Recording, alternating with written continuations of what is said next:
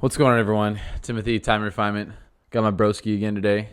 I just wanted to kind of shed light on some things that happened last night with some of our buddies, and I just wanted to kind of talk about, I guess, the dual nature of man and woman, some love bombing aspects of the conversation last night, along with just how people operate in order to get what they want and just being overall selfish, basically, and just listening to the phone conversation between my buddy and his kind of love interest, and kind of along the lines of that regarding, again, just some love bombing, and just everything was his fault. And again, they were on the phone for an hour and a half, and there was no accountability with this. And again, I'm not throwing women just under the bus with this. I'm throwing both, because I've been around gentlemen, I've been around guys my age that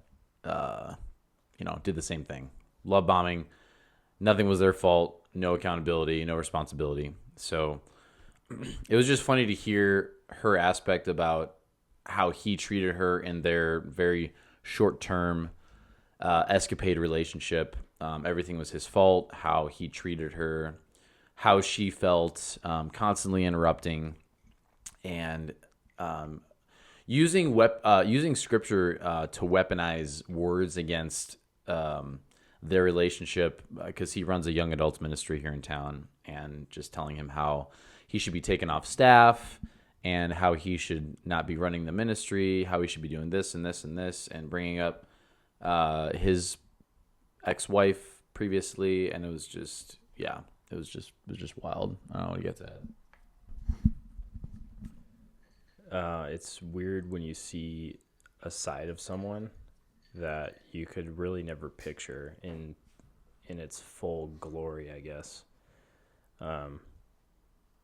When people act a certain way, when they behave around groups versus one-on-one versus behind closed doors, you're getting this triality of personality, I guess you could say. And it really is, it's something to witness from the side, or to witness firsthand.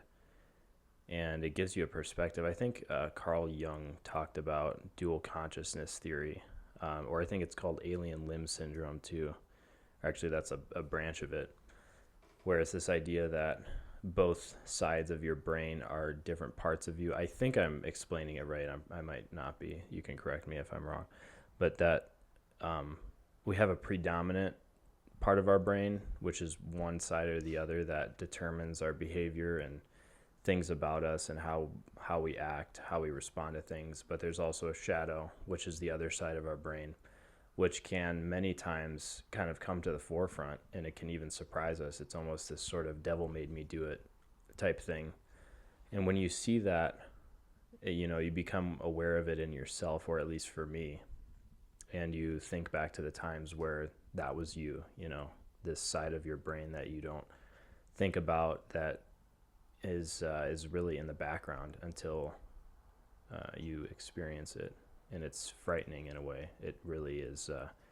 It's somber and it's horrifying in some regards, because it really is. It doesn't feel like you, but it is. It's just your shadow.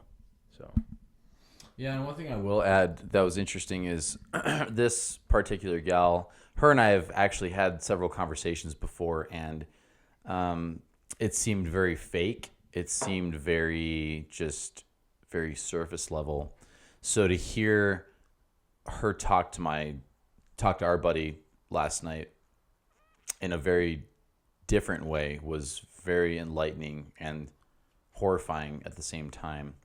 Because her and I have had conversations. I've given her some advice. She's given me some advice, from her side, how she views herself, how she wants to be treated, why she's a Christian, why she's all of these different types of things. And again, to get behind closed doors and to actually hear how someone talks to someone else one-on-one when the mask comes off is pretty off-putting and bizarre.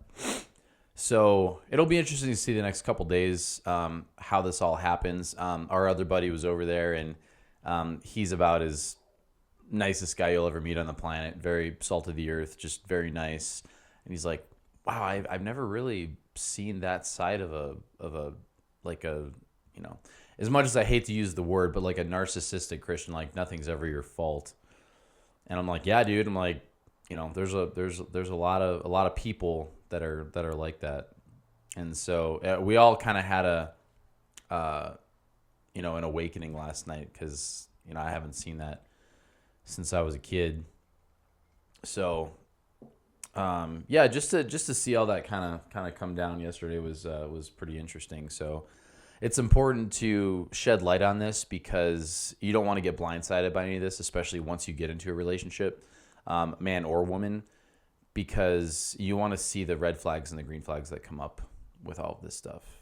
And sometimes I hate to say that because, we want to see the good in people. We want to see everybody's good side, right? But again, as Jesse said, it's duality. We all have bad sides. It's just a matter of being able to see those signals and how it's going to pertain to you in a relationship, especially in a romantic relationship. Friendships, yeah, absolutely, but romantic relationships, man, you really got to watch out for this stuff because you guys know I come from a very traditional aspect of, no hookups and getting married and being together long term. And you got to see these signals early because otherwise you're going to get screwed up, and then it's going to mess with your brain. It's going to mess with your friends' brains. People are going to tell you all different kinds of things. You're going to get opinions from a bazillion different people. So you really have to have insight with this stuff. Again, man and woman, just to vet people, especially when you get close with them. You really have to be careful these days because we are in just this crazy culture we're in. We're just very selfish. We're very egotistical. We're very much me.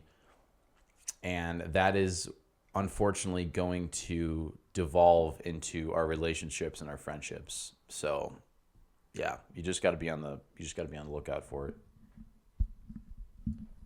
Yeah. I think, would this be time to divert into something else a little bit? Sure. We got just keep it a couple minutes. Yeah.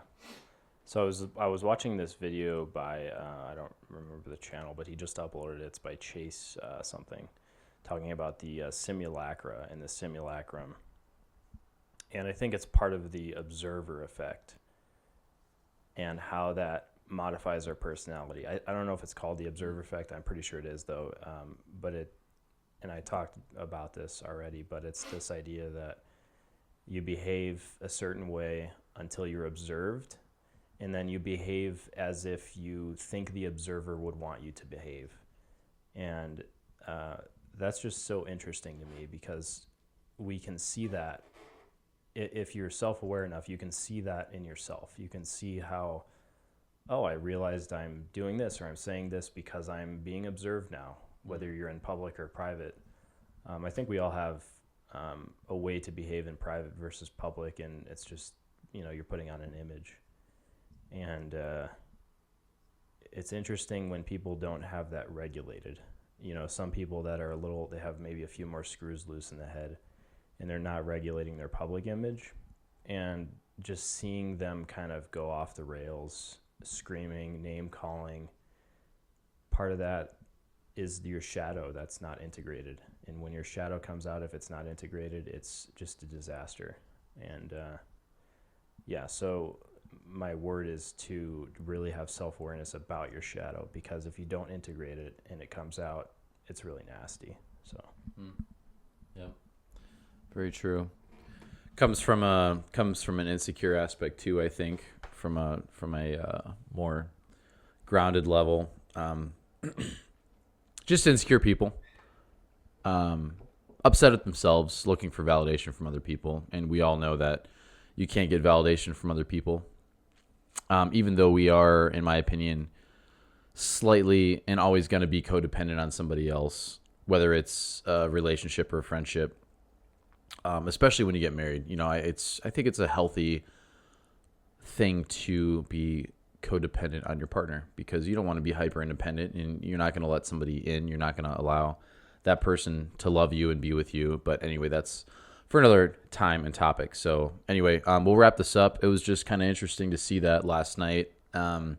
We just kind of walked into the conversation. Our buddy was like, "Quiet down. They're on the phone. She's going kind of crazy right now." And I'm like, "Oh my gosh." We just saw I just saw the girl, like, you know, literally an hour ago, and we had a conversation. So it was pretty crazy. But again, I always want to reiterate that I'm not coming down on just the girls.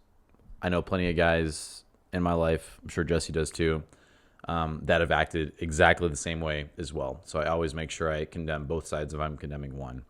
So anyway, appreciate you coming on, Jesse. Good conversation. Looking forward to the next time. Love you guys. I cherish you. I appreciate you. You're loved unconditionally. Always looking forward to posting again. Thank you for all that tune in and subscribe and actually listen to our rambling. It's truly a blessing and a breath of fresh air. So, you got anything else? That's it. Awesome. Thanks, guys. Cool. Appreciate it, guys. Have a good one.